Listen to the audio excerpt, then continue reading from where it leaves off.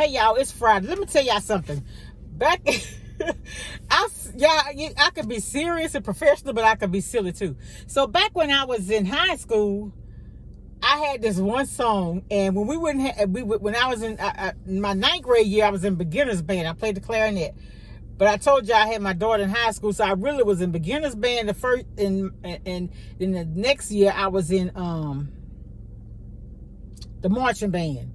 But I did good because I was on, when we lined up, I was on the first row right beside the drum major and majorette when they came out. So I was in a good spot. Yeah.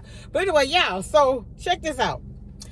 When we didn't have band practice and we would get ready to go somewhere or whatever, we wouldn't have to sing or play or whatever. So they like to hear me sing Lenny Williams.